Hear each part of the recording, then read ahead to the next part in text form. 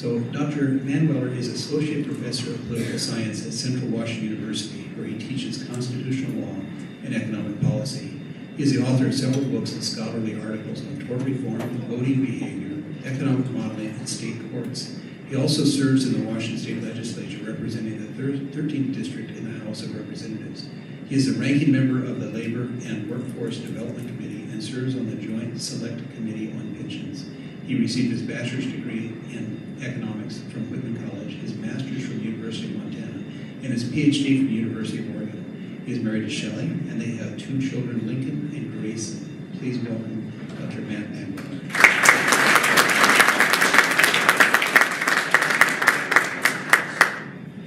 Thanks, Rick. You'll have to forgive me about the Oregon part of the resume. There's nothing I can do about it. Well, I was excited to be invited here. You know, Washington is an interesting experience. I'd like to say of Washington that we have a tendency to replace what works with what sounds good.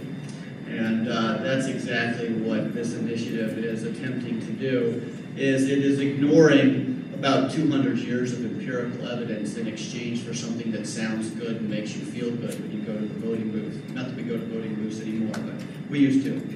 And it's not necessarily making a mistake, it's repeating a mistake that we've already made. The current minimum wage law in Washington is tied to the inflation rate, and we've seen through empirical evidence, all the measurement tells us that it has been very harmful. Not only do we have the highest minimum wage rate in the country, but not surprisingly to anybody who owns a calculator, we have the highest youth unemployment in the United States. Anybody want to hazard a guess as to the percentage of Washingtonians under the age of 19 that are unemployed? It's pretty close. It's about 30%. If you are an African American under the age of 19, you have a 38% unemployment rate in Washington State. It is a horrific policy. And if you turn it around and you actually measure employment rates, because remember, unemployment only measures those who are actually still looking for a job and haven't given up. The employment rate of kids at the age 16 to 19 in Washington is 25%. So that's a 75% unemployment rate, and we're higher than almost anywhere in the country. Okay, so we know this doesn't work, but we're going to try it again anyways. What I want to talk to you about today are 2 relatively technical issues that I will try to convey in a manner that I think will help us grasp the unintended consequences of this public policy. One, I want to talk about capital mobility, or sometimes referred to as capital flight. And one of the lessons that we learned through globalization, starting in the 1990s, was that all capital is mobile. We learned that. All capital is mobile. And it wasn't before the 1990s. But this is why your taxes are done in India. This is why your cars are built in Mexico. This is why your cloud data is hovering somewhere over Quincy, Washington. Is that all capital is mobile now.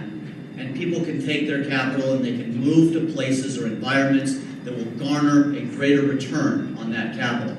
Okay? And that is one of the reasons why for 20 years, since the 1990s, we've had generally non-inflationary growth. But, to quote Orwell's Animal Farm, if you ever read that when you were in high school, all pigs are created equal, but some pigs are more equal than others. Do you remember that line? Well, all capital is mobile, but some capital is more mobile than others. And the reason that SeaTac has been targeted is that you have the least mobile capital. Okay? That's why you've been targeted. This is not an accident. This is not happenstance. You've been targeted because you possess capital that is the least mobile, at least in the short run.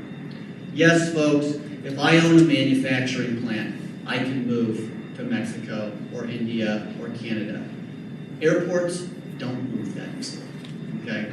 Airports just aren't that mobile. They take massive amounts of land, billions of infrastructure, and they just don't move that easy. Okay? You can move warehouses, but hotels are tied to geography. If you're truly going to do something on economic efficiency, then the best place to build a hotel would be in the middle of the Arizona desert, where land costs are incredibly cheap and labor costs are just as cheap.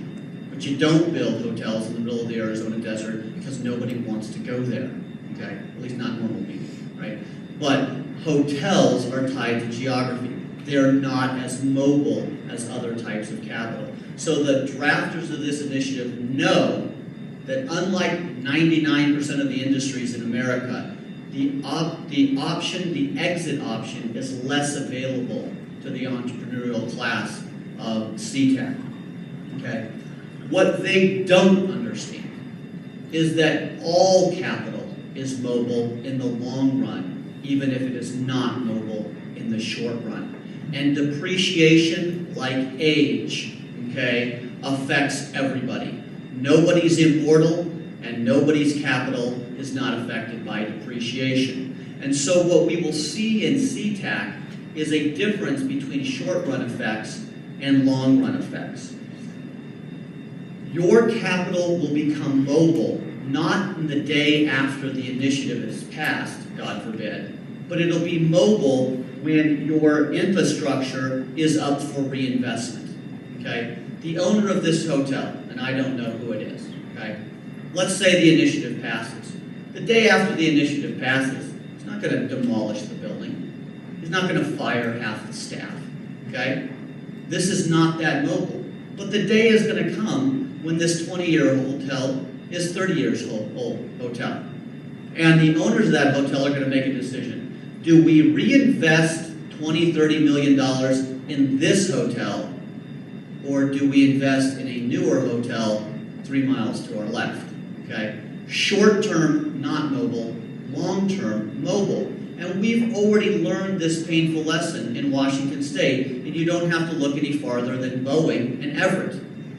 10 years ago, the unions tackled the very non-mobile capital that was Boeing. They said, you're not going to move your multi-billion-dollar airplane infrastructure out of Everett. You're not going to move your $1 billion worth of capital investments. And they were right. And they had Boeing over a barrel. And they got all the concessions they wanted. But all things are affected by depreciation and technology. And so time passed, and the buildings in Everett began to age, and technology advanced, and the time came for the Boeing engineers and the Boeing managers to say, it is time to reinvest. It is time to develop a new line. It's time to develop new infrastructure. Should we reinvest that here, or is now the time to move? And of course, what they did is they moved to South Carolina, where there was a much more favorable opportunity and favorable return on their investment. So the effects were not immediate. And this is the seductive allure of initiatives like this, because they're going to turn around and tell you, look, there was no effect. We passed this initiative and nothing happened. Okay? But it will happen. It just takes time. And if you don't like the Boeing example, the more powerful example is the city of Detroit. Okay? All you have to do is go back and look at the city of Detroit. One of the most wealthy, cosmopolitan, urbane population centers in the United States. Home to incredible wealth. The big three were all there, producing Chryslers and GMs and Fords, and the unemployment rate was incredibly low. And people like the Labor Council came and started to hold capital and entrepreneurs hostage. And in the short run, GM and Chrysler and Ford had no choice but to capitulate. Right? They had billions and billions of dollars of capital on the line, and they weren't going to cut off their nose to spite their face. And Detroit did not suffer in the immediate. But of course, over time, believe it or not, the Pinto became obsolete. Right? Handcrafting of cars became obsolete. And by the 1980s, when it became time to reinvest in the automobile industry, the owners of that capital said, well, should we reinvest in Detroit, or should we reinvest in Mississippi, in North Carolina, in Mexico, in Canada? So it took some time, but how do you turn one of the most cosmopolitan and wealthy population centers in the United States into a place that literally looks like a war zone? You do things like this initiative that's being proposed in SeaTac, and it will take some time, but hey, we can beat Detroit too. That's a heck of a rallying cry, but not necessarily an economic plan. The second issue that bears consideration is something called labor elasticity, which is a very fancy word for asking the question, how much does a change in price affect a change in demand for labor? Okay? So to kind of clarify, right, what we're asking ourselves is this simple question. If we raise the price of labor, do you buy a lot less of it? Do you buy a little less of it? Or is the consumption of and the hiring of labor completely unaffected by a change in the price? That is called elasticity, okay? Some goods are very elastic. Ice cream is elastic. If you raise the price of ice cream by 25 cents, people will stop buying it because there are many substitutes. There's frozen yogurt, there's cookies, there's popsicles. There are so many substitutes that the elasticity of ice cream is very high. You change the price a little and the demand changes a lot. On the other hand, there are other goods that are very inelastic, like insulin. You jack the price of insulin by 10 bucks and you buy the same amount. You know why? There are no substitutes for insulin. You buy it or you die, right? Gasoline is relatively inelastic. If the price of gasoline goes up 25 cents a gallon, guess what? You're still going to fill your tank. You're not going to say, well, I'm not driving this week, right? It's inelastic. You have to have it, right? So the great question in these debates is labor elastic or inelastic? Will our hiring of labor actually change if we jack the price to 15 bucks an hour and promise sick and safe leave and all of these other benefits? And here's where it gets tricky. Here's where it gets tricky. You are going to hear two arguments in the absolute opposite direction, and they will both be right. You will hear two arguments in exactly the opposite direction, and they will both be right. Now, how is that possible? Well, here's what the advocates of this initiative are going to come forward and they're going to say. They are going to say, labor is inelastic. If you change the price of it, people will hire just as much labor as they did the day before. And they are right in the short run. In the short run, people are not going to shut down their businesses the day after. Okay? They're not going to shut down that $5 billion airport because the price of a baggage handler went to $15 an hour. They're not going to do it. Okay? They will bear those costs. Trust me. SeaTac as an airport will stay open the day after. Okay? Now prices will go up immediately. Don't get me wrong. Prices will go up immediately. There's no way to avoid that. But that's what they're going to say. And they're going to provide statistics that proves that they're right. They're going to say, here are examples where cities jacked the minimum wage and hiring did not go down at all. On the other side, the business community and the opponents of this initiative are going to say, labor is elastic, and if you jack the minimum wage to 15 bucks, you will see an increase in unemployment. And they are right, but they are only right in the long run. So how is that? What is the substitute good for labor? Machinery. That's exactly right. Automation. But automation doesn't occur overnight, does it? It takes time, it takes investment, it takes technological change. So what we will see happen, and what we have seen happen in the past, is that people begin to invest in automation that replaces labor with machinery over the long run. And again, you don't have to look much farther than Washington State itself. Let's go to Boeing. Boeing, very recently, has decided to start painting all of its planes with robots and machines, okay? They were paying people $10 to $12 an hour, sick leave, okay, health insurance, all of these mandated benefits, and they said, you know what? With a few $1 million of upfront capital investment, we can come up with a machine that paints these wings for nothing, right? Now, yeah, we're going to be $3 million down in the short run, but we're going to recoup all of that in labor costs in the long run. And so now what's happened is all those people who had jobs at 10 to 12 bucks an hour are unemployed. Okay. How many of you have been to a fast food restaurant lately? You go in and and they've got these very fancy, expensive machines to pour your Coke or your pop for you. Have you seen that?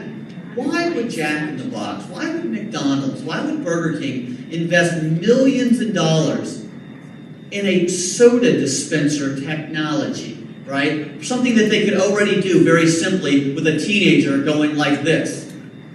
Because the teenager going like that costs $9.19 an hour, plus L&I, plus workers' comp, plus this, plus that. Now the teenager going like this costs $15 an hour. Now, investing millions of dollars into a machine that pours soda pop starts to make a lot of sense because you recoup those costs and decrease labor costs within a year or two, right? Short-term, labor is inelastic. Long-term, it becomes elastic, and therefore what we'll see is the loss of jobs over time. Here's the kicker, and the point you should try to make, is that, folks, people who make lots of money, people who have what we call high human capital, skilled workers, they're not subject to automation. You're not going to create a machine that replaces a computer programmer. You're not going to create a machine that replaces a mechanical engineer. You are going to find a machine that replaces a baggage handler. So at the end of the day, who takes it in the short? The poor, the unskilled, the immigrant society, the people who have only a high school diploma. I'm not going to get affected by automation, okay? But the guy with the high school diploma or the GED is. This actually is a socioeconomic detriment to the poorest and least skilled among our society. But it will be pitched, ironically, as an initiative to help the very people that it hurts. That's the great irony of bad public policy. And that's the consequences of economic ignorance. So what should we expect to see? You know, a good social scientist should be able to predict, right? What would we expect to see if something like this passed? Well, the first place we can look is to where things like this are already adopted. I don't know if you know what Portland did. There's also an area where great advancements in public policy come from, is the city of Portland. But the city of Portland drew a circle around its city a few years ago, and they said, no more housing development within the circle, because we don't want to, create urban sprawl or something. Well, of course, what happened? The price of everything inside the circle doubled, and the city built up in a nice little circle around Portland. You can fly over Portland, you can actually see where the line is, right? People just go to the other side of the line, right? So, lines in politics and economics are not very effective. So what are the things that I expect to see? Well, the first and foremost is I expect to see automation. I would predict that if this passes, the first people to go will be your baggage handlers. It's not that difficult to come up with an automated system where you come in, put a little barcode around your own luggage, drop it on a conveyor belt, a little laser thing reads that barcode and sends it to your plane, and one guy, instead of 20 guys, grabs your thing and throws it on the plane. We can replace 19 baggage handlers with one automated baggage system. So yeah, one guy is going to get a raise from $9 to $15, and the other 19 are going to get fired. Okay. The other thing I would expect to see is to go the way of the check-in person at airlines. You can go on the web, you order your ticket, they send you a ticket over your email, you print it out at home with a barcode. What do? You go to the airport, they will have what we're already seeing in grocery stores, self-checkout. You put your key under, you put your thing under there, a boarding pass will drop out of a machine, you take that boarding pass, you go. The only people still working at airports are going to be TSA agents, right? Because they have to be there. They're not replaceable, right? Or as replaceable. Rent-a-cars, the same thing. You're going to rent a car online. They're going to give you a code or a barcode to print out. You're going to go. You're going to put that thing into a machine. A vending machine-like thing will drop a key. It'll have a lot number and a stall number, and you will take the key and you will go get your car, and when you drop it off, you'll put it in a different vending machine at the place that you arrive. And yes, the one person there will get a $8 raise, and the other 19 will get fired, right? Automation in the long run will eliminate the jobs that you're being forced to pay $15 an hour for. The other thing that you will see is what we call sometimes institutional learning, iterated games, but simply put, honest question, I don't think there's any cameras in here. How many of you have ever snuck candy into a movie theater? Yeah, come on, fess up, fess up. Well, why'd you do that? You didn't do it the first time. First time you went to a movie theater, you walked up and you're like a popcorn and a candy bar, and they're like, okay, thank you, that'll be $30. Like, what? Yeah, the candy bar's $10 and the popcorn's $12. Oh, okay, you got me this time. What happens the next time you go to the movies?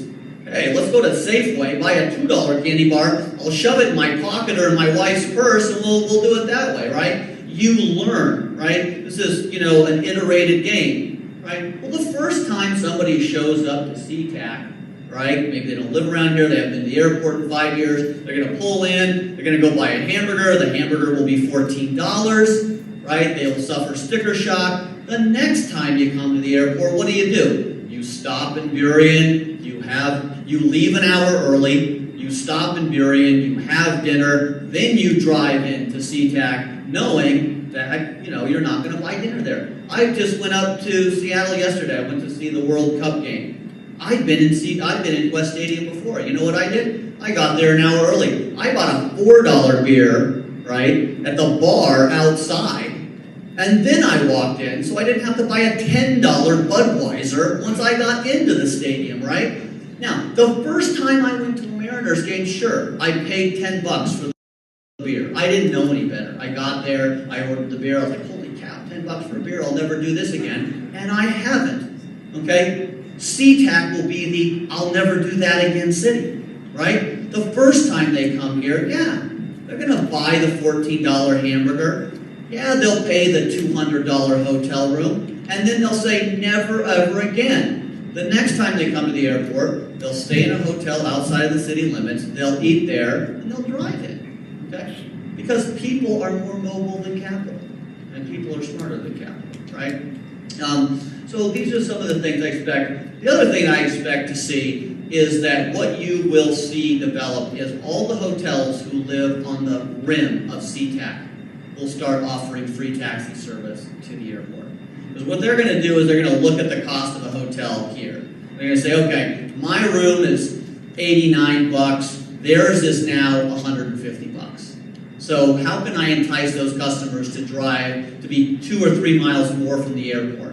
What I'm going to do is say, you can have free taxi service from my hotel to the airport, and I can still have a better bottom line than the guys at SeaTac. So I'm going to give my room for $89. I'm going to give them a $10 cab ride for free. My costs are still $99, and it's still $150 over there. So what you'll see is clever hotel operators just start offering free taxi service on the outside of SeaTac to end run the need to get a room here, right? And of course, no one in their right mind would ever have a conference or any type of banquet here when a mile away. You could do it for a third of the cost. So this is what we would predict.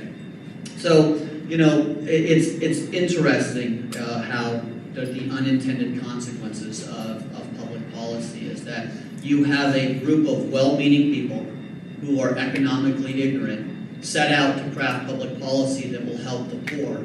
And ironically, at the end of the day, they will have crafted consequences that do far more damage to the poor than anybody else, right? Far more damage than what the status quo would have done. A historical perspective, because I'm a professor, and if you're going to invite a professor, you're going to get a historical perspective. It just comes with the territory. A lot of people talk about why we ended up with the Constitution we did. This is an interesting story. Under the Articles of Confederation, which was far more democratic, there was a group of farmers who went out and they borrowed a ton of money from bankers. And then they went to the state legislature in Pennsylvania and they asked for a law that said they didn't have to pay it back. And it passed. And in the short run, this was very successful. You had all these farmers who went out and borrowed all this money, they had the cash, and then they used the democratic process to say, well, you don't have to pay it back. And they all had themselves on the back about how clever they were in the short run. But what do you think happened in the long run? No bank would offer a second loan to a farmer in Pennsylvania. Penny wise, pound foolish. Short-term smart, long-term stupid, right? And so it was reasons like this that people like James Madison, James Monroe, Benjamin Franklin, okay, started to step forward and say, we have to have a republic rather than a pure democracy. Because in a pure democracy, 51% of the people can steal anything they want from the other 49. And that's kind of what you have going on in SeaTac. You have $5 billion in assets sitting right there. $5 billion in assets. And for $100,000 in campaign contributions, you can take it all. Right? You can take it all. That's a good investment. You guys, a lot of my fellow citizens are always complaining about the amount of money spent in politics. They're like, oh, all that money wasted in politics. No, it's not wasted.